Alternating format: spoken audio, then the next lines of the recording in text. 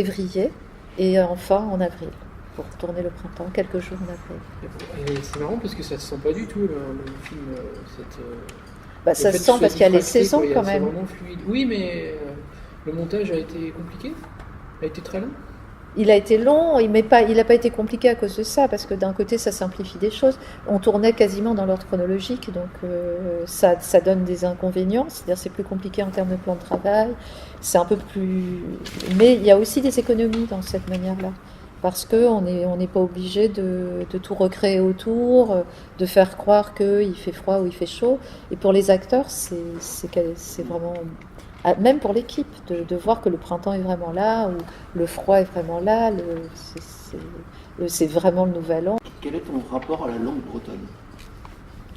Ça, c'est le point commun vraiment avec Françoise, c'est que j'ai eu des grands-parents qui parlaient breton, des parents qui comprenaient mais qui ne parlaient plus, et moi, je parle quelques mots, et je parle pas la langue. Donc, je suis de la première génération à avoir vécu la perte de la langue. Voilà. Un point important aussi dans le film, c'est un film très sensoriel, et il s'attache à montrer, il y a la musique, il y a les sons, mais plus que dans d'autres films, il y a quelque chose qui est l'odeur, j'ai envie de dire. Est-ce que, du coup, on pourrait imaginer que ce film-là soit diffusé en odorama ? Heureusement, le cinéma existe par le hors-champ,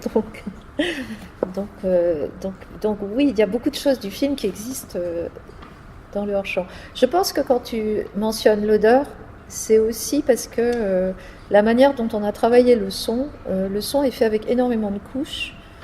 Ça a été un travail très long, le montage son dans ce film, et je tenais à ce que les sons viennent quasiment tous des lieux. Donc on est revenu, même si on a tourné pendant longtemps, on est encore revenu faire des ambiances à Villejean. J'ai moi-même fait quelques ambiances de vent et de pluie là qu'on entend au début. Et donc il y a énormément d'ambiances, des lieux réels qu'on a travaillé très finement de façon à ce qu'on, par l'oreille, on peut plus embarquer le spectateur dans une atmosphère plus que par l'image.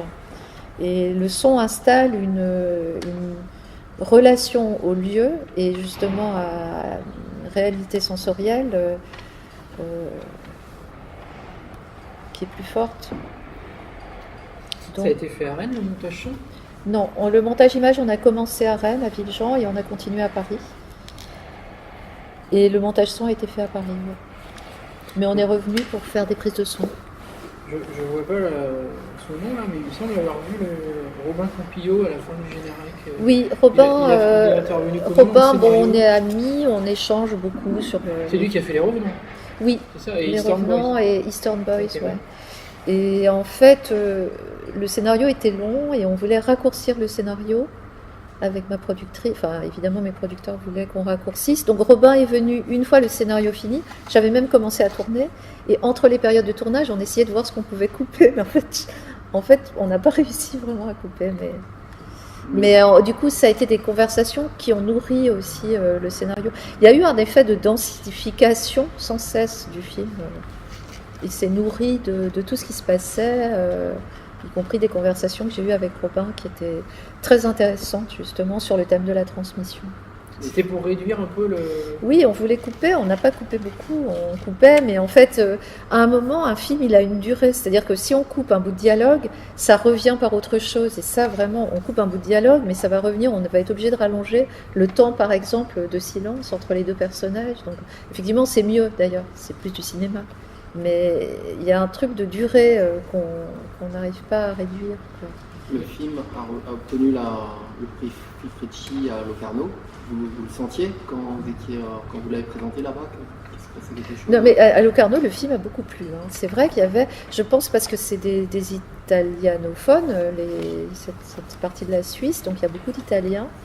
Et le film plaît beaucoup en Italie. Parce qu'après, il a été montré à Rome et à...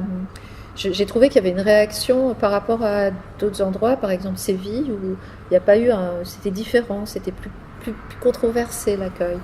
Et en Italie, il y avait un accueil très, très, très, très immédiat. Le film est très italien, hein. Il est breton, mais il évoque beaucoup l'Italie.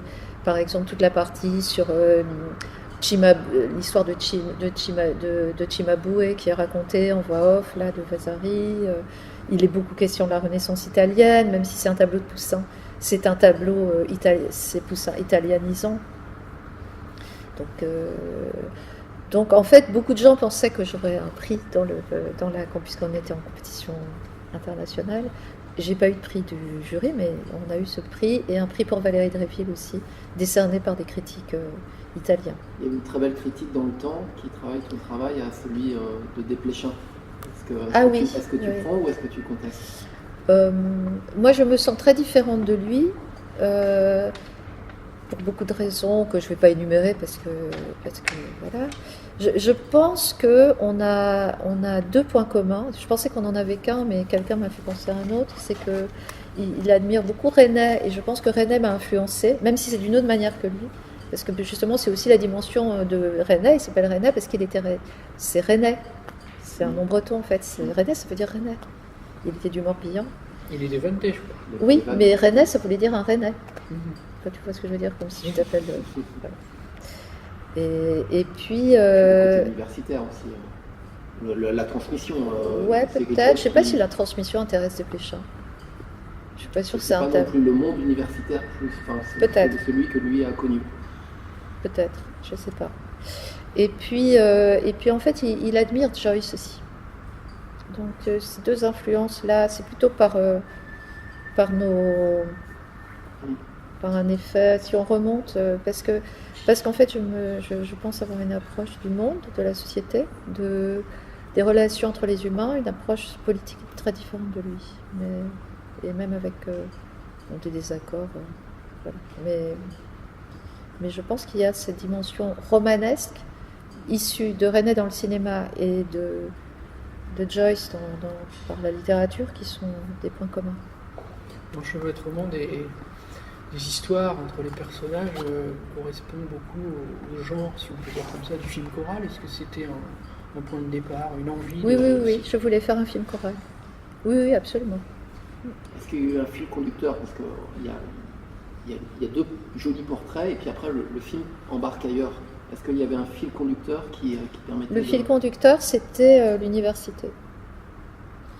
Et même à la fin, même si on a quitté l'université, que l'année universitaire est finie, ce qui permet au personnage d'être là, de s'être rencontré, de regarder le paysage, ce qui permet au spectateur même de regarder le paysage après être passé à la fois par les cours de géographie, par la représentation de l'Arcadie, nous fait voir le paysage autrement.